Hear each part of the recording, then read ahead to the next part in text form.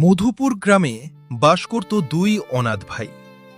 বড় ভাই বিমল ছিল অত্যন্ত লোভী ও চতুর। ছোট ভাই রবি ছিল অত্যন্ত সৎ ও পর উপকারী। ভাই, এভাবে আর কতদিন চলবে?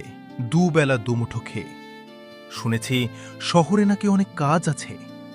চল ভাই, দুজন শহরের উদ্দেশ্যে রওনা হই, যদি কোনো কাজের সন্ধান মিলে।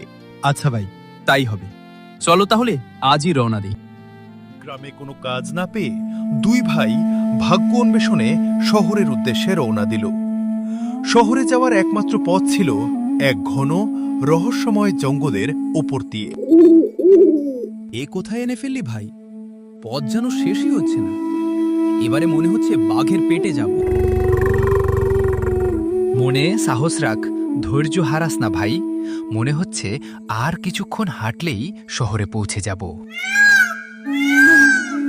সে কি রে ভাই, দূরে কেমন জানি একটা আলো দেখা যাচ্ছে না? হ্যাঁ, ঠিকই তো। কেমন জানি একটা আলো দেখা যাচ্ছে। মনে হচ্ছে কোনো জাদুকার ধ্যানে বসছে। চলো ভাই, কাছে গিয়ে দেখি। যদি সঠিক রাস্তা বলে দিতে পারে তাহলে পথ চলার কষ্টটা একটু কমবে। ঠিক বলছিস, তাই চল।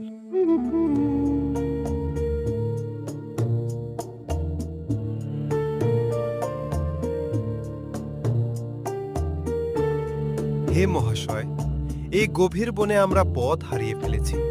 দয়া করে আমাদের পথ দেখান। তোদের দুইজনার মনের ইচ্ছা আমি জানি। তোরা জীবিকার খোঁজে বের হয়েছিস। তোদের দুজনকে আমি দুটো বর দিতে চাই। বলো তোরা কি চাস?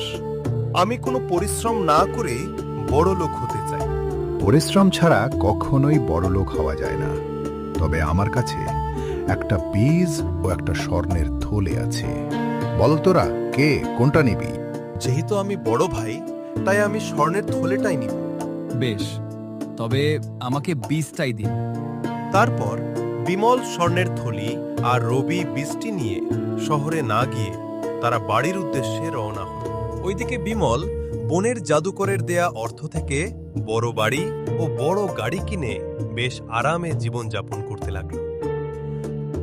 এইদিকে রবি জাদুকরের দেয়া বীজটা লাগিয়ে দিনভর পরিশ্রম করতেছে। প্রতিদিনের মতো আজকেও রবি বীজটিতে পানি দিতে আসে। একই আমি ঠিক দেখছি তো, একদিনে এত বড় গাছ। না না, এতে কোনো সাধারণ গাছ নয়। এত মনে হচ্ছে সোনার গাছ। হ্যাঁ হ্যাঁ, গুরুজনরা ঠিকই বলতো, সত্যিকারে পরিশ্রম করতে পারলে সোনাও ফলানো সম্ভব। না না, এই গাছের সঠিক ব্যবহার করতে হবে আমাকে। গ্রামে যত গরিব অসহায় মানুষ আছে প্রত্যেকের পাশে দাঁড়াতে হবে আমার। তাহলেই এই গাছের সঠিক ব্যবহার করা হবে।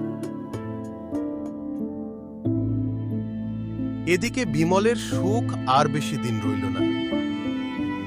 অবশিষ্ট অর্থ যা ছিল বন্ধুদের সাথে আড্ডা দিয়ে উড়িয়ে দিল। হায় হায় হায়, শেষ পর্যন্ত মাথা গোজার একটা চাল পর্যন্ত নাই। কেন যে এত লোভ করতে গেলাম? হায় হায় হায়। শুনেছি রবি নাকি সবাইকে সাহায্য করতেছে, কিন্তু কোন মুখ নিয়ে যে ওর কাছে যাই? না না, গাছের নিচে থাকার থেকে বরং ওর কাছে গিয়ে মাফ চাই।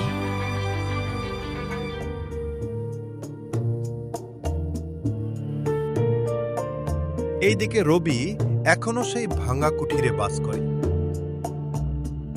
প্রয়োজন ছাড়া বাড়তি খরচ না করে গ্রামের সকল গরিব অসহায় লোকদের সাহায্য করতে লাগল। নিজের জন্য কিছু না করে গ্রামের সকল গরিব অসহায়দের মধ্যে সবটা বিলিয়ে দিতে লাগল। এইদিকে বিমল সবটা হারিয়ে রবির কাছে সাহায্যের জন্য আসলো। ভাই, হঠাৎ এই গরিবের কুঠিরে কি মনে করে? আমাকে আর লজ্জা দিস না ভাই। আমি লোভে পড়ে তোর সাথে অনেক বড় অন্যায় করে ফেলেছি। আমাকে মাফ করে দে ভাই।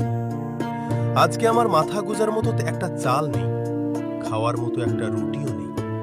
খুবই নিরুপায় হয়ে তোর কাছে আসছি ভাই। তুই আমাকে ফিরাইয়া দিস না। ভাই, তুমি তো আর ভুল বুঝতে পারছো, এটাই অনেক। আসো ভাই, দুজনে মিলে বাবার রেখে যাওয়া এই কুঠিরে থাকি। নিজেদের প্রয়োজন মিটিয়ে বাকি গ্রামের গরিব অসহায় লোকদের সাহায্য করি। এতেই আসল শান্তি পাওয়া যায়।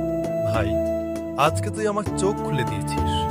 আজ থেকে দুই ভাই একসাথেই থাকবো বাবার রেখে যাওয়া এই কুটিরে।